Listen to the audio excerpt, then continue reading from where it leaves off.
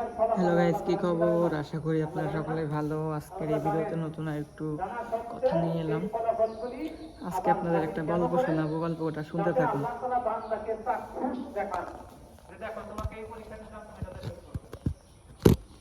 একটা ক্লাসে যদি 50 জন ছাত্রছাত্রী থাকে, এইখানে কারা কারা পাস করবে এটা ওই ক্লাসের স্যার জানেন না, ওই সাবজেক্ট যে স্যার পড়ান সে স্যার জানেন না। জানেন কে কে ফেল করবে আর কে কে পাস করবে? তাহলে পাশের ছাত্রদেরকে পাস করাইয়া ফেলের ছাত্রদেরকে ফেল করাইয়া পরের ক্লাসে দিলেই তো হয়ে যেত। পরীক্ষার কি দরকার ছিল? দরকার ছিল কোনো যুক্তি হিসেবে পরীক্ষার দরকার ছিল না। কিন্তু পরীক্ষাটা কেন নেওয়া? ওই ফেলের ছাত্রটাও বলতো যে স্যার আমি পরীক্ষা নিলেন না কেন, আমি তো পাস করতাম, আমার রুল নম্বর 1 করতো। কি বলতে ফিরানোর কায়দা আছে? বলতে ফিরানোর কায়দা নাই।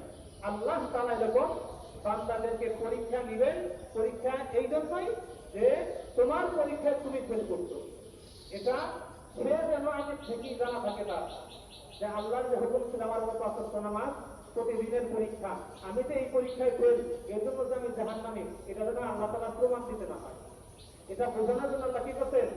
প্রত্যেক মুমিন, প্রত্যেকে যে ব্যক্তি নিজে মনে করে আমি মুমিন, আমি মুসলমান, প্রত্যেকের জন্য এই প্রশ্নটা কমন। সে যেন বুঝতে পারে যে আমরা আসলেই নামাজ পড়ি নাই। জাহান্নামে জিজ্ঞেস করা হবে তোমাদেরকে কিসে জাহান্নামে নিয়ে আসলো, কিসে কি কারণে তোমরা জাহান্নামে হয়ে গেলে? তারা বলবে কালু লাম নাকু মিনাল মুসাল্লিন, আমরা নামাজী ছিলাম না, সেই জন্য জাহান্নামে আছি। কি বলবে? কোরআনের আয়াত এটা, এটা কিন্তু বাংলা কথা না, 29 পারার মধ্যে আছে। তারা কি বলবে? যে কালু বহুবচনের শব্দ, তারা সবাই বলবে যখন জাহান্নামে জিজ্ঞেস করা হবে তোমরা কেন জাহান্নামে আসছো, কিসে তোমাকে জাহান্নামে নিয়ে আসলো, কালু লাম নাকু মিনাল মুসাল্লিন, তারা সবাই বলবে আমরা নামাজী ছিলাম না। তারা কি বলবে? আমরা নামাজী ছিলাম না। আর একটা কথা বলবে